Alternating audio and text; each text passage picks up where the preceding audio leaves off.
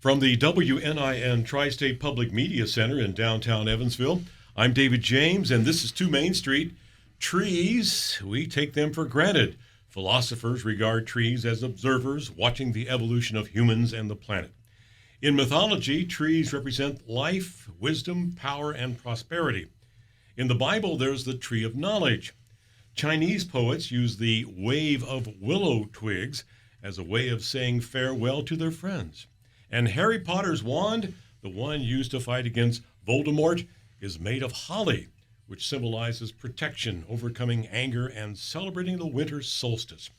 Trees add beauty to the world, absorb carbon dioxide to give us breathable air, and provide food and shelter for wildlife. Here to celebrate all things green and growing are 2 local arborists. Tom Guggenheim, a Ph.D. scientist who runs New Harmony Native Trees and Shrubs. Also joining the conversation is Sean Dickerson, the longtime arborist of the city of Evansville. So welcome, gentlemen. I'm glad you are here. And let's go back to the pioneer days before Native Americans were here. So mostly farmers settled this area. So what was it like when those first settlers arrived? What were the forests like back then? Well, there are stories that the pioneers, before they cut down any trees, that a squirrel could climb the tops of the trees and never touch the ground from the East Coast all the way to the Mississippi River. And then, of course, man came and clear-cut a lot of areas, and we have our cities and other fields to grow crops in. But we still have a lot of good forest land. Well, that's quite a visual, these squirrels just hopping from tree to tree across the country. And, of course, we have this urban forest at Wesselman Woods. Right, Tom? Yeah, it's old-growth forest, and that is very, very rare. You know, back to your first question, this state was mostly forest. And by the turn of the century, 1900, only 6% of it remained. And now we stand at about 16%. Wow. And this is all from the Geological Survey. Mm-hmm. Well, I had an interview with a person who did a story on some of the early settlers of this area, and they talked about clearing the land, and it took so much effort to clear 1 acre of land to plant. Of course, they had to chop down the trees, and there was a second force. They said the roots under the ground they had to clear. So back-breaking work, definitely. Yeah. Okay, have you guys always been tree guys? Sean?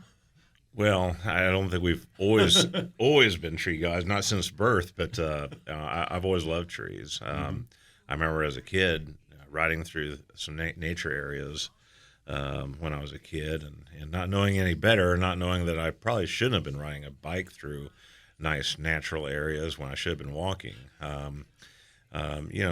We don't really appreciate and really understand nature, and once I became educated about nature, I had a better understanding, and now I really appreciate it more, and I try to protect it more whenever possible and enhance it. Now, Tom, you told me you grew up in the Los Angeles area. Well, my first 10 years on the planet was in Council Bluffs, Iowa, and my mom had a dude ranch and ran 40 horses on 110 acres of just beautiful land. And it was heavily treed, and the rest was pasture. And that's where it happened for me, because I was outside my whole childhood, just in riding a horse or being chased by an Angus or something. And it was. I fell in love with trees at that point. Well, I think it's interesting, though, your career path took you to General Electric Plastics, now Sabic, where you worked as a scientist there, developing plastics. Yeah, it's hypocrite comes to mind. However, my 39-year career with GE Sabic really centered around efficiency and reducing waste. And I was well aware. I was in the chemical industry, and I did what I could to make our processes more efficient, to be more energy efficient. And we worried about CO2 going into the air and water, land and water. So, this is the state of the world. And you told me that we're at a tipping point. Would you explain that, Tom Guggenheim? Well, the climate is warming, and it is predominantly due to CO2 through the burning of fossil fuel. Around 1900, late 1800s, we were at about 200 part per million CO2 in the air. And we had an average temperature of about 57 degrees C across the planet. Today, we're up to 420 parts per million. It doesn't sound like a huge increase, but it is warming the planet to the extent that forests around the world are stressed because they're drier. And when they get dry, they don't have the defense mechanisms. They're not generating the chemicals that ward off insects. So many forests are succumbing to native beetles. And then, of course, invasives is not helping the situation. I'm talking about invasive plants that are now spread around the globe. We're having the problem in the United States, but there's nowhere on Earth that isn't experiencing an invasion by invasive species. So when I mean we're past the tipping point, the CO2 that's in the air now will persist for several thousand years, and we're ever increasing it with the way humans live on the planet. And we'll have to address it before things become catastrophic. But we are now in a warmer time. Things are stressed. And at the root of it all, really, when you think about it, the real cause of climate change is overpopulation of the planet. In 1975, we were 4 billion. Today, we stand at 8 billion. And so wildlife is disappearing. We've got 50% less wildlife on this planet than we did in 1970.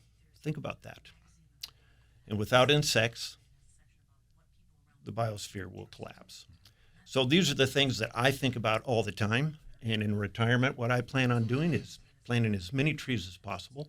But many other things have to be done to get to a point where we have a stable troposphere. We'll talk about some of those other things in a moment. But Sean Dickerson, you're in charge of a lot of trees in the city of Evansville.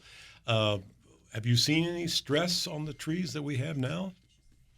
Well, environmental factors like droughts and flooding in some cases, but mainly droughts here locally. In the past, we lost a lot of pin oaks from oak galls. Now, typically, pin oaks don't die from oak galls, but in 2000, oak galls are these balls that form on pin oak stems and some other red oak species. And what they do is they can put those stems under stress and cause some of the stems to die back. Now, usually it's not very significant, but when there are other stress factors involved, it can be a lot more significant and prevalent. And what happened was, when we had the bad drought in 2012, it takes those trees it takes those galls 2 to 3 years to form. And so in 2014 and 2015, these trees were overburdened with these galls because the trees were attacked by the insect that causes the galls back in 2012 while the trees were under severe stress from the severe drought. And it did kill some pin oaks. Some were unnecessarily cut down, and which is another good reason for you to have an arborist look at your tree before you just automatically decide you need to cut it down. But that's just one example of how environmental changes can affect the health of trees. Mm-hmm. How many trees are we talking about in the city of Evansville that is on city property? Oh, we've got over 15,000 trees inventoried, but that's not all the trees that are on city property. Those are just the individual trees that are that can be inventoried. Like trees in Westman Woods.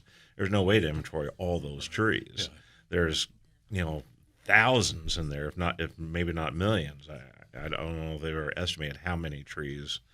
I'm sure there's a way to do that per acre, but just a gob of trees there.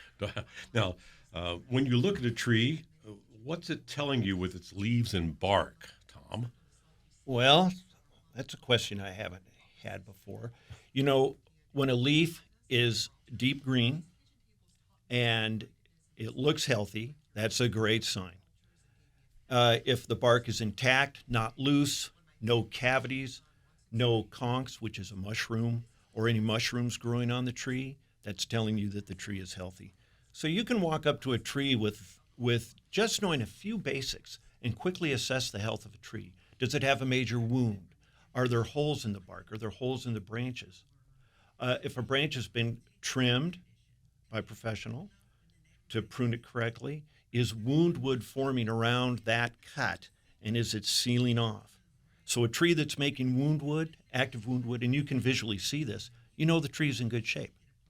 So if you see a tree that has lime green or yellow leaves at the inappropriate time during the year, you know that tree is not getting its micronutrient, or the pH of the soil may be bad.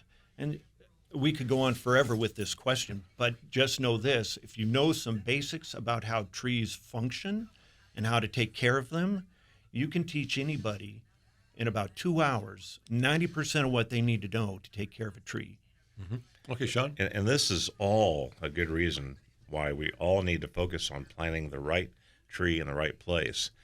You know, working for the city of Evansville and managing the city's street tree crew, we cut down so many trees in street right-of-ways and public properties where, unfortunately, trees are removed before their prime because it was the wrong tree for that location to begin with. And that's why we try to preach to the public and to our local tree companies about planting the right tree in the right place and how critical that is to getting the benefits that you want from your trees and maximizing those benefits for the ultimate lifespan of that tree. Location, location, location. Exactly. Right. Yeah. Now, my guests are certified arborist Tom Guggenheim and with New Harmony Native Trees and Shrubs, and Evansville City arborist Sean Dickerson. And let's learn more about my guests. Now, Tom, we talked about you growing up in Iowa, was it? Yep, Iowa. Then you moved to California? Los Angeles, and graduated from L.A., and became more of an environmentalist there because in the 70s, early 70s, smog was quite a problem. Oh, right. It's been alleviated some. I was particularly sensitive to the oxides of sulfur that were in the air, and I was a semi-athlete, and on smoggy days, my lungs would shut down. So I was happy to move, and I did my undergraduate work in Minnesota and my graduate work in Minnesota, great state, and then took a job with General Electric in Schenectady and came out to Mount Vernon, where our manufacturing site is, for a 2-year assignment. 2 years. I was going to stay 2 years and go back to New York. I bought a house that had no trees on a 2 acres lot. First thing I did was plant a couple hundred trees. That first summer we were here, they grew 2 feet. In Schenectady, New York, they grow about 4 to 5 inches. I knew I was home. I wasn't going back. So that's how I wound up here.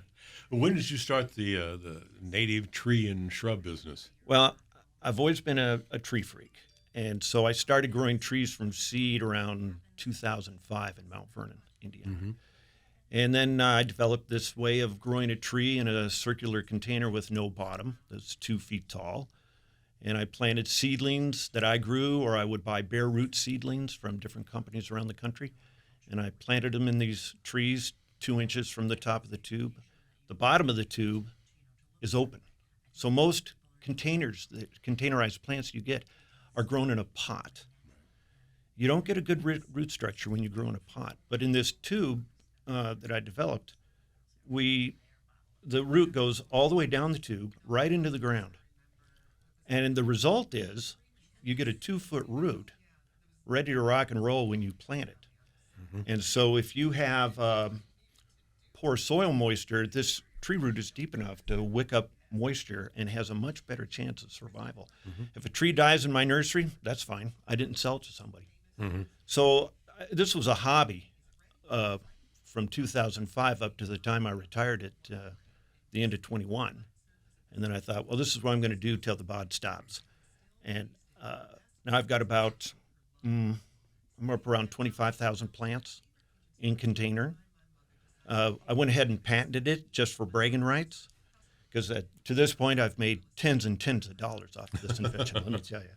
But it was fun fighting with the patent office to get the patent. They said it was obvious, pound sand, go away, and I finally convinced them that no, it was a novel idea, and they granted it. In fact, this patent published on August 16th, 2016, so to the day of this interview. Yeah, that's right. Yeah. It's an anniversary. Yeah. All right. Yeah. Now, Sean, are you a native of this area? No, I grew up in Springfield. I was born in Alton, Illinois, and we kind of migrated up to Springfield, Illinois, where I graduated high school, joined the Army and was in the Army for 4 years. Got out, went to college at SIU in Carbondale, forestry school for 6 years, 4 undergrad and 2 grad studies, and now I'm here. Shawnee National Forest? The Shawnee National Forest, beautiful place. A lot of really, really interesting places to camp and hang out and Of course, hike. that's near Carbondale, of course. Yes. Good stomping grounds for you. You learn a lot there. And you've been with the city of Evansville how many years now? 20? Oh, it's been over 22 years now. Okay, good. That's quite a career. I'm sure you're enjoying your time here. Yeah.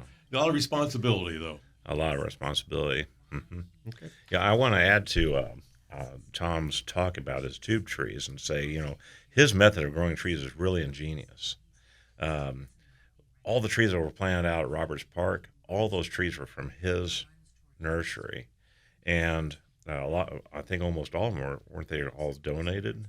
We donated those. Yeah, those are all donated, and we hardly lost any at all. Really? That's how well these things survive. We've been planting trees wrong for the last 100 years.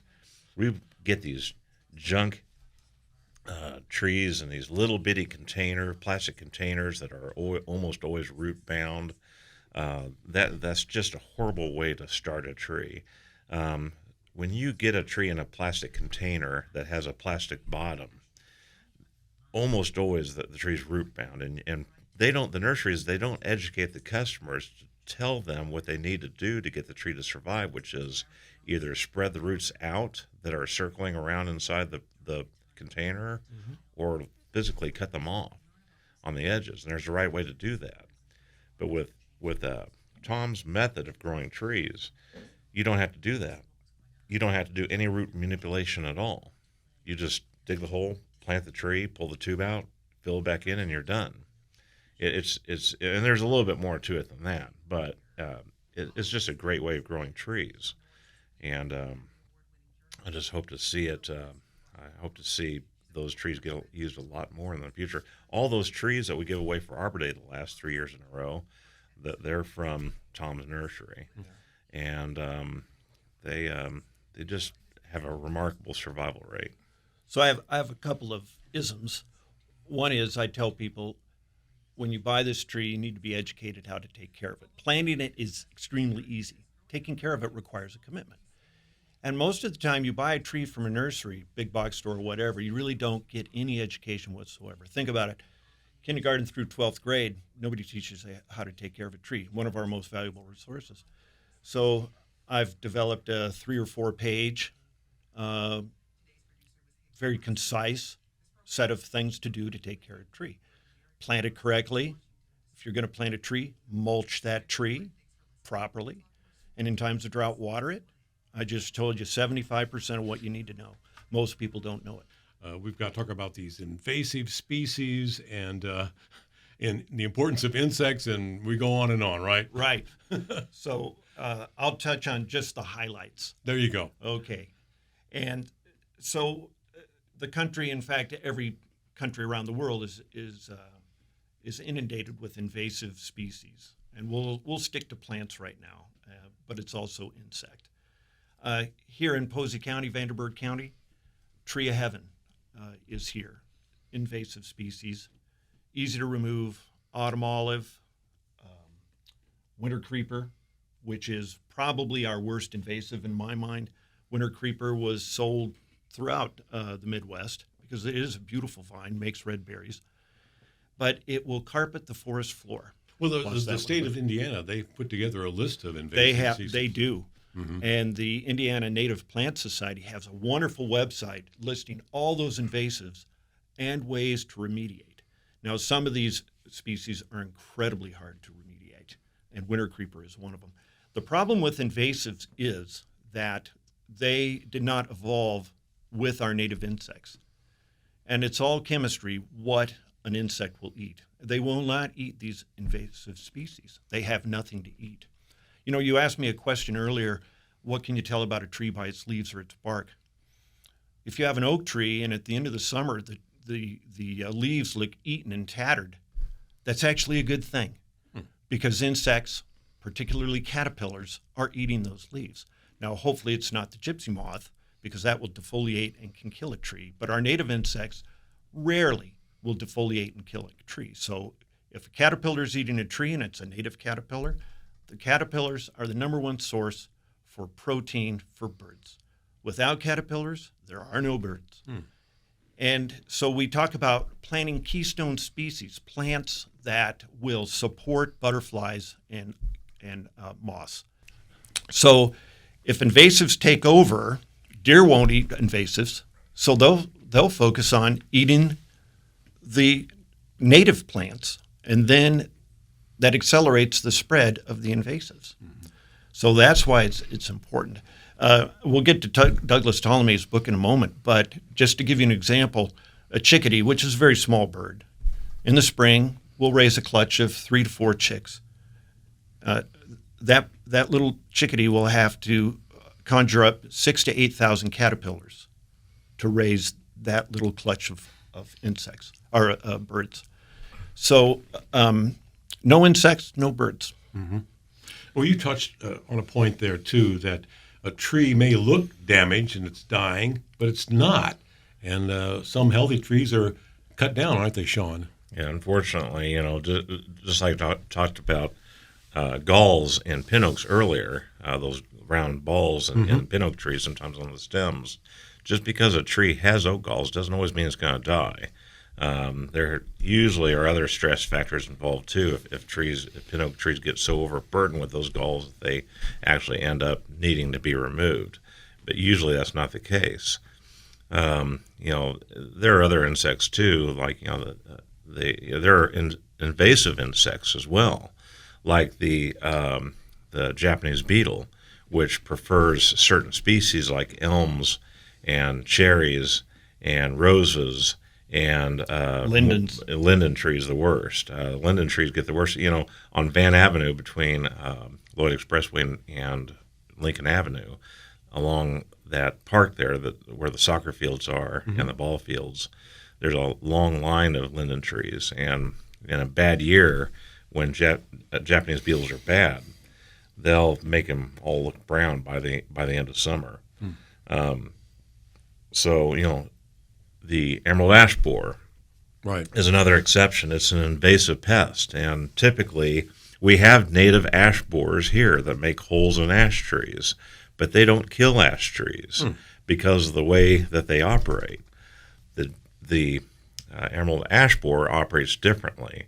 Emerald ash borer goes underneath the bark of the tree and eats the cambium, which is what keeps the tree alive and growing, and the phloem and other wood cells that are critical to tree survival. And so the emerald ash borer does kill ash trees, and I will have time to talk about it because people need to know about emerald ash borer and how critical it is that if somebody wants to save their ash tree to keep it from dying from the emerald ash borer, this non-native and horrible invasive pest, that they have to treat their tree before it does any damage. So that's the importance of having an expert check out your trees. So part of my little business is we do treat trees, and emerald ash borer is one of them. And there are several companies in the area that do it. And there's a silver bullet. It's called imamectin benzoate, and it has to be injected into the tree once every 3 years. And you should only save a tree that has no defects, is a larger tree, not a smaller tree. Save the big species. It's hypothesized that the emerald ash borer population will plummet once most of the ash trees in the area are dead. And then we'll have to treat less, and then perhaps the insect will run its course. Before I forget, I want to talk about some of the more unusual trees that you guys have seen over the years. Any tree anecdotes, adventures you've had with trees? Anything that stands out, guys? When it comes to individual trees, I can think of the Cache River Reserve in southern Illinois. There is a massive bald cypress there that must be about 14 feet across. So southern Illinois and New Harmony, Indiana, by the way, is the northernmost native range of the bald cypress. And there was a huge bald cypress slough in southern Illinois. We have two in this area. one at Hovey Lake in Posey County. And yesterday, I took a friend and we went and looked at Eagle Slough right around the horse track. And down in those mud flats, there were some gigantic bald cypress. Up in New Harmony, there are several very old Osage orange trees. And these trees look like something you would see in a Harry Potter movie. They're very characteristic. Their branches are not in any organized fashion, and they go all over the place. They can have trunk diameters up to, there's one up in New Harmony that's about 7 feet in diameter. That's a big tree. And you told me there were some persimmon trees, too, that are There was unique. the state champ persimmon was in New Harmony, and it had to be taken down last year because it was rotten on the inside, and it became a hazard tree. It was right on the street. Any unusual trees in the city of Evansville, Sean Dickerson? Yeah, well, we have actually more than people realize. We have several significant trees around the county. We have the World Peace Tree on St. Joe Avenue, which is planted in 1912. This one by Darmstadt? Is that? Yes. Yeah, it's at Orchard and St. Joe Road. It's a beautiful linden tree that was brought back from Germany after the First World War as a recognition of peace after the war was over. There's the infamous national champion princess tree or Royal Paulownia that's in front of Rice Memorial High School. That tree was planted in 1925 and is one of our biggest trees in the city, measuring at over 20 foot around in circumference. And then we've got just a number of other trees. The founding tree, the Evansville founding tree that we planted on the riverfront not too long ago. There was a tree that was known as the founding tree in Evansville back to the beginning of Evansville when Evansville was founded. And this tree grew until around 1900 when this steamboat captain named Frank Tardy, I believe is his name, he tied his steamboat to this tree all the time. And he didn't know what he was doing. He ended up killing the tree. And he felt so grieved over that everybody blamed him for killing this tree that they replanted several elm trees until they finally got one to grow. It was an elm tree. And then, unfortunately, for the first rendition of the Evansville riverfront back in the 1930s, I believe, they had to cut the tree down. Or maybe it was the 1960s. I can't remember specifically without the information in front of me, but they had to cut the tree down. They couldn't figure out any way to save it. Well, up until about around 10 or 15 years ago, we didn't have a founding tree until we finally planted one on Arbor Day one year. What type of tree is that? It's actually a New Harmony elm tree, which is a true native American elm that was whose cultivar is supposedly resistant to the Dutch elm's disease, and it was named after New Harmony, Indiana. There you go. I know there's a lot of unique trees on the campus of the University of Evansville, too. There are all kinds of different varieties there. Yes, they've had a great inventory of trees, like an arboretum. Matter of fact, Oak Hill Cemetery and Locust Hill Cemeteries are both officially arboretums now. They're great places to go look at trees if you really want to learn. There's the Hartman Arboretum that's on off Big Cynthiana Road by German Township Park. I believe it's open. It's open one day of the week, so you just have to get online and search information for that to figure out when they're open to the public. But we also have a champion tree program, and see that we have the national list of national champion trees. At one time, we had like 5. I think that we're down to 1 or 2 now because we lost some. We also have a state champion tree list. A champion tree is the biggest tree of a species within a given area, and of over 100 native trees of Indiana, of over 100 listed state champion trees, at one point in time, we had a third of all the state champion trees within Vanderburgh County. In addition to that, and that was all thanks, that was mainly thanks to a gentleman named Tom Westfall. And he really needs to be recognized because he nominated most of those trees. He unfortunately passed away a couple of years ago. But to keep his legacy going and to keep people focused on the relevance of champion trees, we have created our own Evansville Vandenberg Big Tree Registry, which you can look at on Facebook. We have a Facebook page called the Evansville Vandenberg Big Tree Registry, which you can go to see information about champion trees. You can take a tree tour. Well, yeah. Check them out. We used to have bus tours around the city of champion trees. We hope to do that again. We haven't been able to lately. But, what is the relevance of a champion tree? Well, the champion tree typically is a tree that is just, the biggest of its species in a given area, as I said. And the relevance of that is it helps us educate the public about how big certain trees can get and the benefits that they can provide at that big age or big size. Now, Tom, you have a reading list for us. Don't you have some favorite books? I do. About 5 or 6 years ago, Sharon Sorensen, who's a local bird expert right here in Evansville, well-published author, came to my nursery, and she said, "Where are your shrubs?" And I said, "I'm only interested in trees."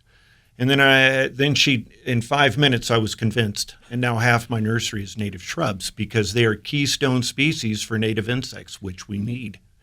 So now I'm a tree and shrub guy instead of just trees. And the native shrubs are just beautiful. So she's on my reading list. Douglas Ptolemy came to Evansville 6 months, 8 months ago, maybe a year ago. He's an entomology professor at the University of Delaware.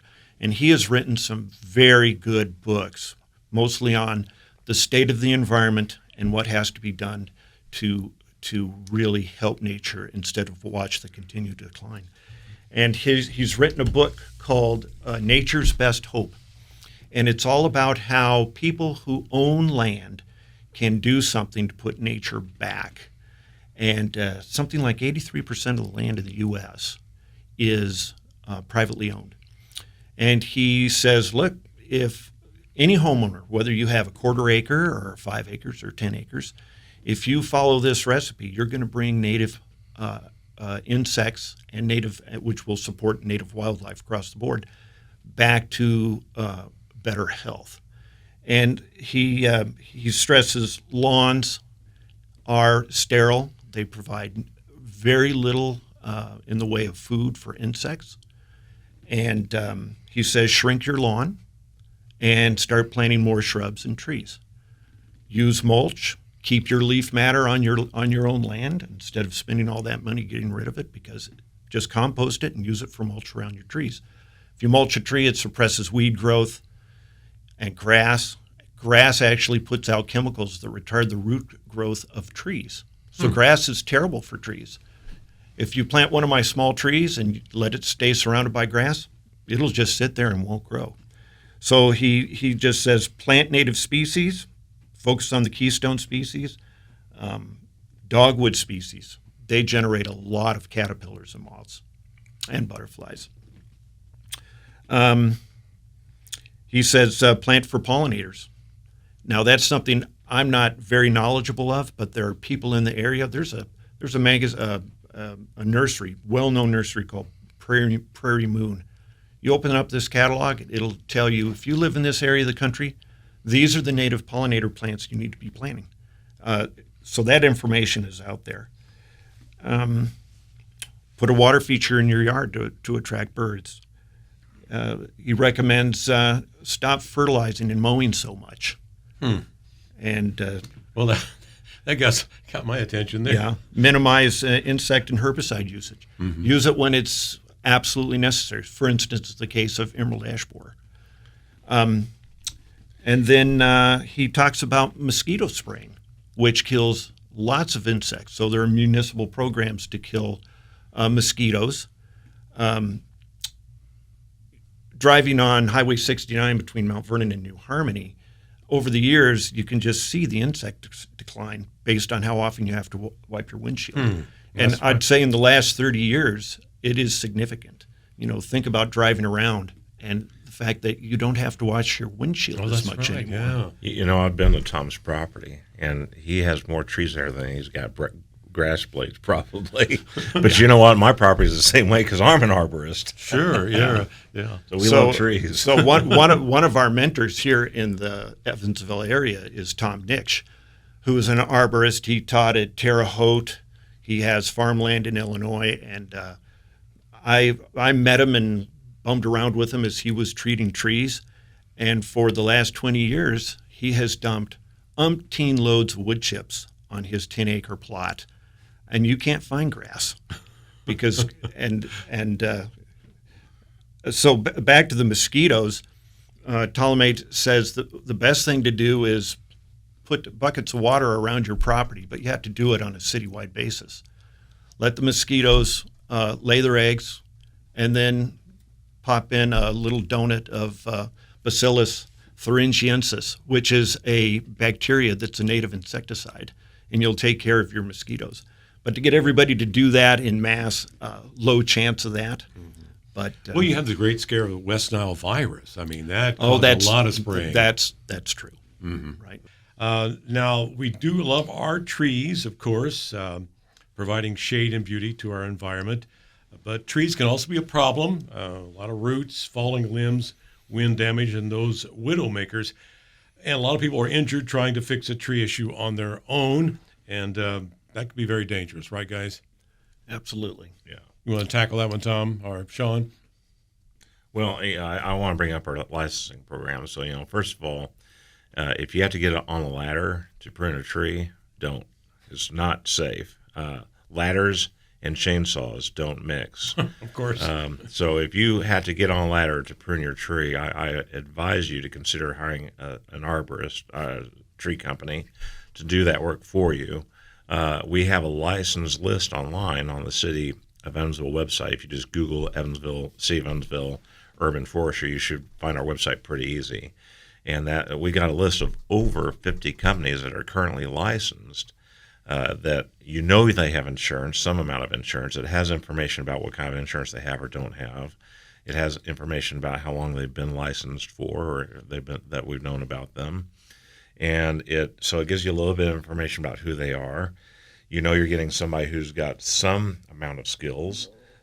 So highly recommend that, you know, you don't take your life at risk, but, you know, hire a professional who knows what they're doing, who has the equipment to do it right. Mm-hmm. And because I just see so many accidents. If you Google or YouTube ladders and chainsaws and trees, you'll find a lot of really scary, interesting videos where people have silly accidents. Yeah, amazing. What are some frequently asked questions about planting trees and the biggest mistakes people make, Tom? Well, planting the tree in the right spot with the right species is the most common mistake. Planting an oak tree under power lines instead of a redbud or a dogwood, things of that nature. So know the ultimate size of the species that you're planting, then pick the site. Or they'll plant somewhere where the root zone is compromised. A tree needs a large root zone. The more root zone, the better. Mm-hmm. And planting too deep is a big problem. Really? Where if you plant a tree too deep and you cover 1 or 2 inches of that bark of the trunk, you can kill the tree. So the root flare, which is the bottom of the tree that sort of flares out, that has to be right at ground level. So that's a common mistake. Yeah, I'm going to have to bring that up too, you know, because that is a big, big pet peeve of mine. Like I said, we've been planting trees wrong for the last 100 years. When you get a tree from the nursery, typically, and a lot of people don't know this, typically the root flare, where it flares out from the trunk of the tree, is not at the top of the root ball. And people unknowingly, because the nurseries don't educate them, they unknowingly plant them too deep, because what they do is they dig the hole, they put the root ball in the hole, and then with the top of the root ball at ground level, and they don't find out where the root flare is first. I get countless calls, and I do countless inspections of trees that are dying because trees were planted too low. Young or old trees, what happens is when the root flare is buried underneath the layer, underneath the ground level, there's soil between where the ground level is and where the roof layer is if the tree is planted too deep. And the roots can grow in that layer of soil around the tree and choke the tree and girdle the tree. It's called root girdling. And very often, if trees are planted too low, they may survive past the warranty period. Okay. But later, unfortunately, they may get choked by its own roots if we don't plant trees at the right depth. So committing suicide. Yeah. And then, of course, now mulching the tree properly. You mulch a tree, you don't have to get near it with a mower or weed whacker, which are two huge issues with trees. Knowing how to protect a tree from deer damage. There's some pretty easy ways to do it, but it's a lot of work. So deer will kill a tree in a heartbeat. So you have to be very careful about that. And then, of course, no grass. And water if you don't get rain for a week or 10 days. That's essential. Mm-hmm. So back to the pin oak example, the gall wasp deposits a growth hormone in a twig. 12 was the drought. The spring was wet. Lots of eggs were laid. And then there was the drought. And the growth hormone instructs the tree to send all the carbohydrate that it manufactured in those leaves to make those balls. So the tree bled from the inside out. But the tree got so weak it wasn't forming the defensive chemicals to fight the morgulls from doing their damage. So these trees just became malnourished and died. And they're still dying to this day. So, now, what an importance, you're the city arborist. I'm sure you advocate urban planning and trees, the importance of having trees in these master plans. Tell us about that. What's your input when people talk about development?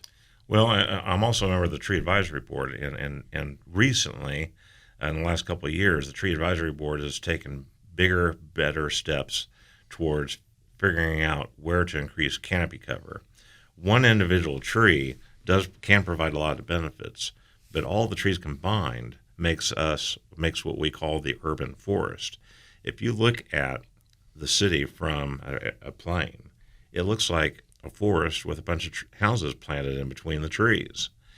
So that's why we call it our urban forest, and to enhance our urban forest, to maximize those benefits that we can get from our trees, to keep the stormwater out of our sewers, to make our air healthier to breathe, to reduce the heat island effect, and think globally, act locally. We need to plant more trees to maximize our canopy cover throughout the city. So we want to try to get as many trees planted, especially where canopy cover is low in the city, to maximize that canopy cover throughout the city. We've been hosting Arbor Day events for the last couple of years where we've had tree giveaways for our Arbor Day. We hope to do that again next year, where we'll be giving out away some of Tom's trees, the great trees that Tom has, free to the public. We prefer that those trees go in Evansville and get planted in Evansville, especially in places where we can't plant trees, because we can't plant trees on private property. Right. But we can give them away. And these trees, by the way, are sponsored. The trees that we give away for Arbor Day are sponsored and paid for by Centerpoint. Thank you to Centerpoint for doing that. And are free to the public to get planted on private property where we can't plant, to maximize our canopy cover. Mm-hmm. Okay, we're running out of time, guys. Final pitch or something you want to get across on your soapbox there, Tom Guggenheim? Oh, I'm always on a soapbox. Sorry about that. When somebody tells you your tree has to come down and they're not an arborist, get an arborist to come out and verify that that tree needs to come down. So there's something called tree risk assessment. The two of us are trained in tree risk assessment. So it's a set of tools and concepts. You walk up to a tree, you evaluate it, and you estimate the time to failure of that tree. So if somebody says a tree has to come down, and you question that, it's not absolutely obvious it needs to come down, call an arborist, have a tree risk evaluation done. I'm going to give you one example. In the fall, pecan trees around here will get the fall webworm way up in the branches. Some of them will look like the tree is going to get defoliated, but it happens late in the fall, and it's inconsequential to the tree. So someone in Posey County was told that pecan tree had to come down. It was 4 feet diameter at chest height. I looked at the tree. I saw about 10 or 12, maybe 15 of these nests up there, all inconsequential. It was obvious the tree was in perfect shape. There wasn't a defect in the wood, at the root flare, anything. So really beware of that.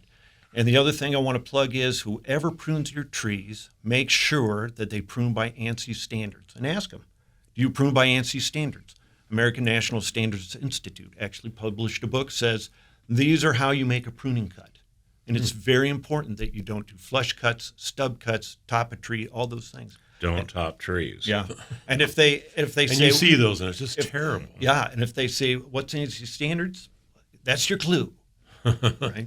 All right. My guests have been local arborists Sean Dickerson and Tom Guggenheim, keeping watch on the trees that breathe life into our daily lives. So thanks, guys, for being my guests. And we leave you with this Chinese proverb: the best time to plant a tree was 20 years ago. The second best time is right now. I'm David James, and this is 2 Main Street.